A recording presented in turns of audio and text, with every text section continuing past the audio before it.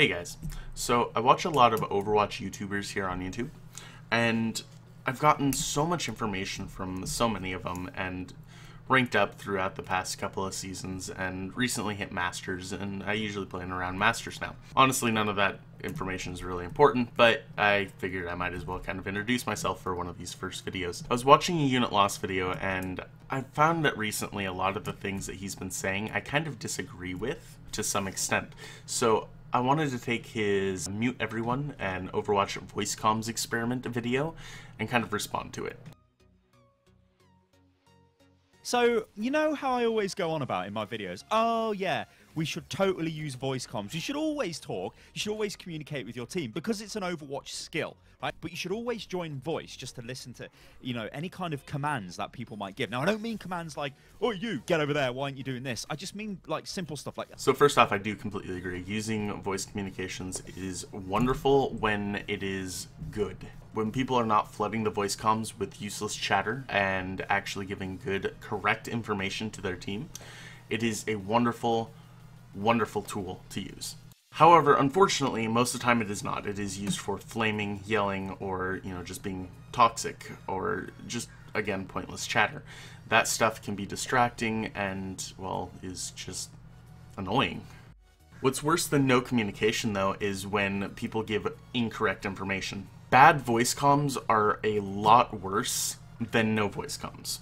When people are like, Tracer's behind, guys, or Winston's low, Rip Tire's coming in, or wall hacks up, or whatever. So here he gives a couple of examples of information that you can receive from voice comms. I kind of want to respond to these real fast. Let's go over them in order. The first one is Tracer's behind. Sure, it helps hearing somebody tell you, hey, there's a Tracer behind. But if you're not using voice comms, you can kind of tell when a Tracer's behind you simply by the sound. You can hear when they're behind you. You can tell that they're behind you from sound alone without people telling you. The second one, Winston's low. When somebody is low, you can't usually tell simply from sound alone. So you kind of do have to be lucky to look at them, or you can hear them get hit. So you can kind of tell where they're at, and you can look at them. I do agree that this helps with voice comms, just because people can tell you, hey, this person's low, let's focus them, take them down. And yes, that is great. I completely agree with that one. The last two examples, Rip Tire and wall hacks. These are both ultimates, and I'm not sure if you guys completely know this, but Overwatch kind of gives a lot of big sound cues, especially with ultimates. So either one of those ultimates being used, you should know that they're being used regardless of if you're in voice comms or not. I was like, you know what, screw this. Let's just see what happens if I just completely mute all of the chat. So if I just mute all chat, don't even join voice, what happens then? Well, yeah, this is what happens, ladies and gentlemen. So I like that he's going to do a little experiment. I like seeing people do this, actually trying something new. Regardless of if it goes well or if it's their thing, whatever. I enjoy that he actually tried this. Considering this is something I do every time I play. I don't join voice comms. I hide text chat completely. I don't use communications in-game.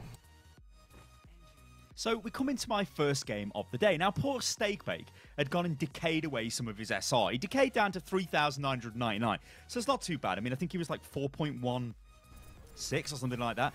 So yeah, it wasn't too bad. I looked at my team. It's not too bad. Everything's fine. The thing is, there was no way I could communicate with the team to ask them to change team, like heroes, or say, guys, can we maybe change this? Can we maybe do this? So this forced me to play Mercy, which I haven't got a problem with, because the way I always play Overwatch is I don't just lock in a hero and be like, whatever, I'm just going to play this hero. I at least try to build what I think will be the best team at that time. So if nobody wants to play healer, I'm like, all right, well, I should probably play support. So that's why I did this. But it was really frustrating to me because I was actually talking. What I should have done is recorded what I was doing, because recorded my microphone as well, because I'm like, guys, wait, don't go in. But people just go in, and it's like, oh my god. There was a lot of instances in this game where I think if I'd used voice comms, it might have helped the team. So anyway, we lose. We're at 3979, and we get... This is where I would like to point out that he's worrying too much about what everybody else is doing and not as much on what he's doing. Worrying about what everyone else is doing constantly is what usually causes people to think that they're doing everything right and other people are not. If you worry about what everyone else is doing rather than what you're doing and not focusing on what you could be doing better, you're probably not going to get any better than you are now. That being said, if you chose not to use communications in your game, then you're also choosing not to tell your team what to do. And that's a given, and anybody that chooses not to communicate with the team knows that. So using this as a reason is kind of silly in my mind, considering that's obvious. I find that when I stop worrying about what everyone else is doing anyway, I can focus on what I need to do to try to win. Go back into a queue. This time we go to Nepal. Now, on this map, it was pretty interesting. This was. So the first thing I'm doing is I'm looking through the team, the players, right, to see what we've got. So we've got a Genji, got a support, we've got a Winston, and I actually had to go in again as Mercy. Now I'm not showing Mercy footage because you can see I changed to Junkrat. Now the reason I changed to Junkrat is he's very effective on this point. And if you look at the percentages at the top, we were 99%, they were 99%, sorry, and we were like 40% or whatever. We managed to take the point back. I did a ton of work with Junkrat. Like, I got loads of kills and really pushed them back from the point. The thing is, right now, I'd be saying things like, guys, come back. Guys, Hanzo to the right there. No, sorry, not Hanzo. Junkrat was to the right. Like, I make these calls, but I'm not able to make them when I don't have like voice comms active. So basically, in these 2 games so far, I have felt quite frustrated that I haven't used my microphone. Now, it started to make me realize that people who are not using their microphone are at a severe disadvantage. So right here, I want to point out that here's a big flaw in some of the things that he's saying. He is playing Junkrat, and the trap that he had set over there just got destroyed, which it either triggers or it gets destroyed, and either way that gives him information without voice comms.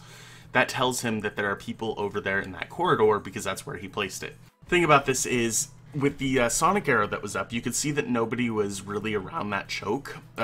So maybe, yes, spamming it was causing people not to really push in, which was good. But as soon as the trap got destroyed, he still continued to spam the choke instead of turning around to, well, deal with whoever was there. I feel like if he was in voice comms, he would have relied on somebody telling him that somebody was there rather than using the information the game gives him. So in that case, he continues to spam the choke, gets hit by, it looks like a mine from Junkrat, and is left at 80 health. He's very lucky he didn't die there, which could have easily been avoided by turning around and dealing with whatever was there because the game gave him that information. It's like a major disadvantage. I know that not everybody would, maybe want to talk, but even just joining the voice will help a hell of a lot. So this game is a defeat, again, obviously. So we leave this game and we go in at 3-9-5-3. So you can see we're rapidly dropping SR. Here he says that he's rapidly losing SR, and I'd have to disagree with that. He's not really losing a lot. He's lost 2 games so far, and I'm sure most of us have lost 2 games in a row before. Using voice comms or not, it's not always going to be great games. Now, we come to Volskaya, and again, I'm going to check my team just to see what we've got in terms of players, like what people are going to play, maybe where I can fit into the team. Now, I think the biggest problem with not using voice comms or any kind of communication in Overwatch, and this really did highlight it to me, because remember, guys, I always use communication in my games. I don't go in and just say nothing to people. Is there were a lot of times where we could easily have held points, or we could easily have done stuff if all I said was, guys, just wait for me, or I'm going to use my ultimate. He says things would have been different if he was in voice chat to tell them to do this, or that he was going to do this, or wait for him, or whatever. The thing is, tell me real fast, how many of you have been in voice comms and had to repeat yourself 5 or more times the same thing over and over because nobody listens? How many times have you called something out and still nobody pays attention to it? How many times have you said something in voice comms and no one backs up to help you, no one remembers that you said it, no one heard you, or they just didn't pay attention? That's the thing. There's going to be a lot of people that are still going to do that. So by being in voice comms and telling them, hey, wait for me, or hey, I'm about to use my ult, or this or that, doesn't guarantee that somebody will even listen. It's like it's a criminal offence that players like, you know, so we lose again. So we're at 2-9, 2-6. It's a rapid descent for old Stakebake. And we go to Hanamura, which this was like a horrifically bad game. You can see what I did here because I was like, oh my God, we're losing loads of games. So I'm going to insta-lock in as Soldier because I know I can do a lot of work with Soldier, yeah? And then I'm looking at the team and I'm thinking, oh no, nobody's really going to play a tank, are they? So we're going to have a bit of an issue. So this forced me to then pick up a tank. Whereas if I could communicate with them, I might have said, oh, guys, can somebody else tank or, you know, I'll support or something, right? But you just can't do that. Anyway, what this really highlighted to me is you are at a major disadvantage if you don't communicate with your team. I'm going to be brutally honest with you guys right here. I don't think, right, I am anywhere near the level of player I am where I am on the ladder. Now, that might sound crazy, right? You might think, what the hell, Sty? You're saying you're boosted. No, because I play on my own, right? I've never grouped with anyone this season, so that's an impossibility. But what I mean by that, right, is Overwatch is a very unique game in which you don't have to be the most mechanically gifted, crazy player to be up there at Grandmaster level. You need to be able to understand the game in your own unique way. And for me, that's through communication. But it gets me thinking, right, there must be a lot of players out there that are held back because they don't communicate. If I turn off all of my voice comms, I have no doubt that I would lose more games than I would win. So I want to point out a couple of things here. First off, he says that for himself, that he feels like he would lose more games than he would win without voice comms. And this is a big statement here. Himself, not everybody. Some people will play better without voice comms. That being said, trying to get people to use voice comms is a very... I don't know really what to say about that, but just because that's how he feels about his own gameplay. Not everyone's going to be just like him. With voice comms on, I can communicate to the team and try and set up attacks. I can use like my Overwatch strengths, which for me are like my knowledge of the game, my knowledge of team comps, my knowledge of tactics. You know, I've seen the very best players in the world play. I've met these players in real life. I've watched countless esports competitions. I've watched loads of stuff with Overwatch, so I'm very well versed in tactics. But you don't have to be like that. You just have to be able to give basic instruction, and I think it makes you a much better player. So, what I want to end this video on is this. I want to give you guys a challenge. If you have never used voice comms, try and use voice comms. The other thing I wanted to point out here is, if we go back, let me show you some of his gameplay here. This is, again, an experiment of not using voice comms. So the enemy team is pushing in here, and he sees two of his team are down. There's a Roadhog behind him who kills his Symmetra. So he turns around to try to shoot him, and then instead of shooting at the Roadhog on the enemy team, he actually shoots at his team's Roadhog. And the Roadhog comes back and kills him.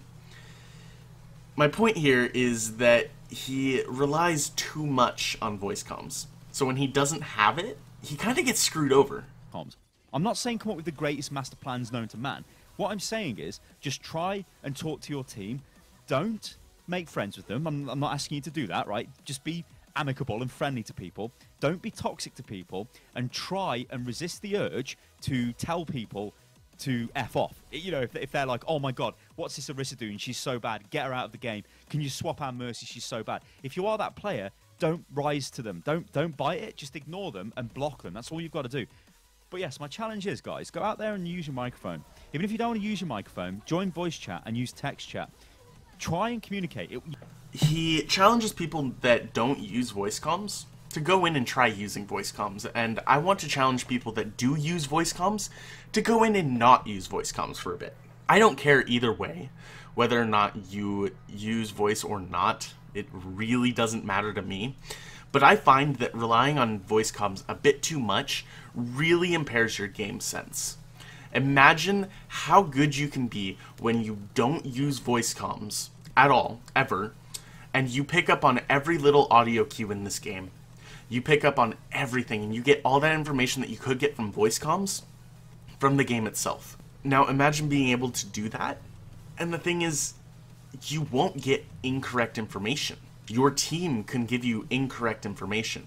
The game cannot. The game will give you correct information. Either way, it is up to you to decide on how you play this game, and if you continue to work on getting better, then you'll get better.